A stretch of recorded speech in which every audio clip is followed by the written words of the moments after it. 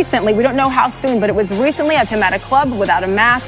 The story has been developing throughout the day, and our Ramona Shelburne reporting that Harden has told the NBA investigators he thought he was in compliance with safety protocols. Harden and multiple witnesses at the event have told the league that he attended a seated dinner for a friend who'd been recently promoted at work. Harden said he entered through a separate entrance and sat in a separate area with the security detail and that he was wearing a mask. The 2018 NBA MVP also says he left the group and the event after right about 30 minutes. Let's take a look now at what Harden posted on his Instagram account because he is obviously upset. Here's the quote. "One thing after another. I went to show love to my homegirl at her event, not a strip club, because she's becoming a boss and putting her people in position of success. And now it's a problem. Every day it's something different. No matter how many times people try to drag my name under, you can't. The real always ends on top." Let's bring in our agent, Woj, who has been reporting on both of these Rockets stories all day long. And let's begin with the game itself. It was supposed to be the Houston Rockets and the Oklahoma City Thunder tipping off in Houston tonight at Toyota Center, and that is now off because there weren't enough players to play the game with all that's happening with the three that are right now sitting down because of COVID tracing. And then James Harden, as the league says, he violated some rules. How did we all get to this within the last hour? Well, Sage, certainly, as you said, the league mandates 8 players to start a game, and the Rockets simply didn't have them, and they were working with the league office all day, retesting and testing players in Houston, and a combination of injuries, of positive tests, and of contact tracing because KJ Martin, the rookie forward with the Rockets, had tested positive.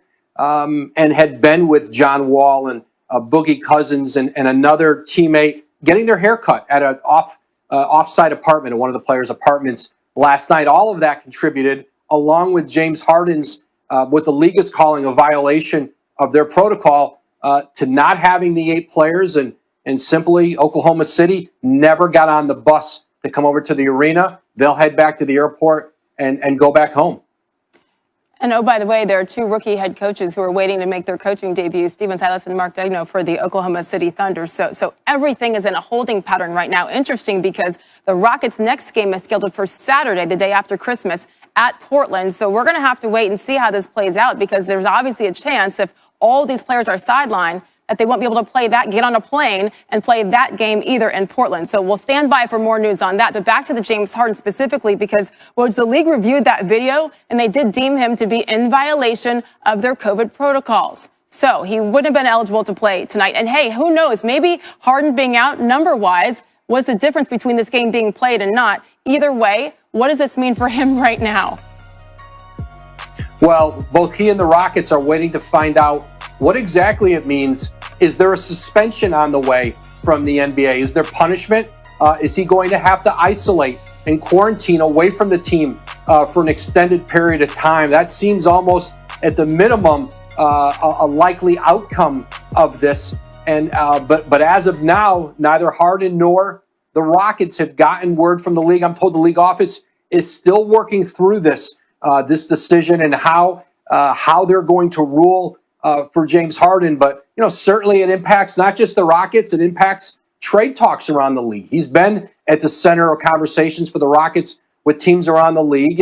And I think for the very near term anyway, I think it puts some of those on the back burner as teams wait to see what this means, in the short term for Harden. But listen, this is a Houston team that wanted to get off to a good start, wanted to be able to showcase Harden and John Wall on the court together. And it's unclear when they'll be able to do that. And as far as James Harden is concerned, if indeed he is fined for violating protocols, that means $284,000 per game. And again, who knows how many games it would be, and that still remains to be seen. Woj, I mean, this is incredible considering how difficult of a start it was for the Rockets, even in the preseason, with all the drama surrounding James Harden saying, as our reports, you guys have been reporting, that he wants out of Houston. And then this. They've got a new head coach, a rookie head coach. They've got new management at the top. What's going on inside the walls at the Rockets organization right now? Well, certainly this was to work through. And I think other organizations, they were looking at Houston today, know that their day may be coming this season. Maybe not with all that is going on with James Harden, but with an outbreak or the fear of an outbreak within the team. And listen, by the end of the day, it was as simple as this for Houston. Can we play our game opening night? And in working with the league office, they couldn't get there with a healthy, available 8 players. But there's no question there's been a lot of stress on this Rockets organization. And it doesn't end today with the postponement of tonight's game with the Thunder. They've got more to work through here moving forward. Yeah, and imagine being in the Oklahoma City Thunder, who are just a couple of hours away from tip-off, being told, don't even go back home to the airport, go to Oklahoma City. So Adrian Wojnarowski with the very latest on several developing stories within the Rockets organization. Thank you so much. We know that you'll keep us up to date with the very latest. In the meantime, I was talking about their schedule at the Blazers is their next scheduled game. So that's 3 days from now in Portland. We'll see if they'll be allowed to get on that plane, if they have enough players to get on the plane. And then they were supposed to go straight to Denver. Then New Year's Eve against the Kings, January 2nd also against the Kings, and the Dallas Mavericks on January 4th. But once again, it is official. Tonight's game, the opening game for the Rockets and the Thunder, has been postponed. Admission in that Instagram post that he was in violation of the league's COVID protocol. Yeah, he could face a suspension, Rachel. And, these protocols are all new to the season, and we haven't seen the league have to punish anyone yet or to execute, at least outside of the bubble. We saw what happened with Daniel House with the Rockets last year inside the bubble, but this is different. And, this has been a recurring theme with James Harden leading into training camp, being in Atlanta, being in Las Vegas. And so, now he's self-isolated and tested negative, I believe, 6 consecutive days before he was allowed and cleared into training camp. But based on what their findings are, and I know the Rockets are working with the league on Harden, to see essentially if he's going to have to be away from the team again, and again, if there's going to be a punishment. So, there's a lot of uncertainty. And by the way, the Rockets open up tonight against Oklahoma City, and I'm told the Thunder have not really had any contact with anybody with the league or the Rockets about what this means for them in their game tonight. It really is remarkable to see the dominoes. And Woj, you and our colleague Tim McMahon have done such great reporting on this all morning. I've been glued to both of your Twitter feeds. One of the things that came out was confirming, in fact, that sources told ESPN that James Harden indeed had coronavirus earlier this year. It is what made him late for the bubble. Of course, that was the assumption, but it had not been publicly confirmed. And it is my understanding, is it yours, that the league is telling players, even if they've had it, we don't know enough about how immunity from this disease works, that you can't just assume because you've had it, you can run around without a mask or publicly gather, correct? That's exactly right, Rachel. The rules don't change for you if you have previously tested positive and now just have the antibodies, or you've yet to have the coronavirus. The rules in place are the same. And so they wouldn't be different for James Harden or any other player or individual in the league who's going to be tested and be around his peers. Really, just every day I wake up and something new is happening in Houston. I know it's 10 times for you guys. Thank you so much for your insight, Woj. Thanks, Rach. We will be here all show. So if anything else more breaks, you know where to find us. Okay, sounds good. I want to welcome back in Vince Carter, Kendrick Perkins. Guys, I want to start with you, Vince. What is your reaction to hearing the latest news on James Harden? Well, when I first heard about it, I was like, again? I was like, or is this the same, the right. original one? So, I mean, I know he doesn't want to be there, and, he's doing everything he can to get moved. But Perk has said this for a long time now, is Houston Rockets have the keys, and they could do with him what they want.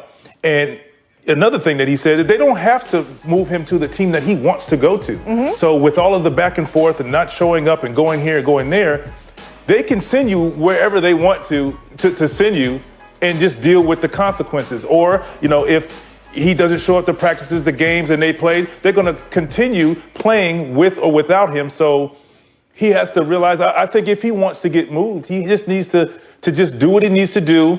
And I don't want to use the word model citizen, but just come to work, be the James Harden we all know, and increase his value so they'll move and cooperate with him. But right now, I don't see Houston cooperating with him, particularly if they don't get anything of value that it comes close to what he brings to the table.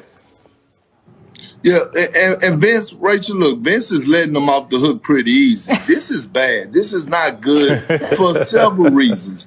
And one of those reasons is that, one, if you're trying to get moved, like Vince said, then you have to be a professional, because not only do the Rockets have the keys and they don't have to trade you, but it's a turnoff to other organizations, because I've been hearing from multiple GMs that they're scared of trading for James Harden, and it has nothing to do with his own court. What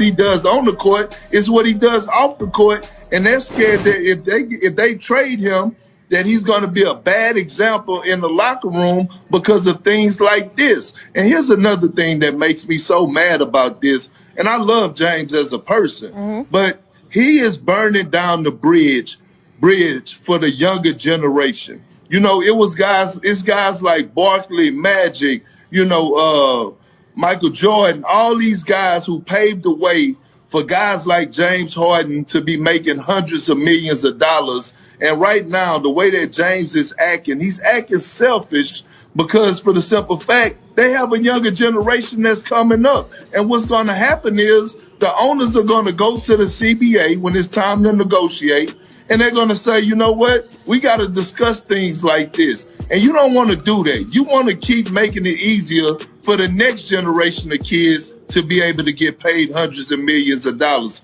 So right now, I don't approve of anything that James is doing. And I saw his Instagram post. We're not trying to drag his name through the mud. He's creating these problems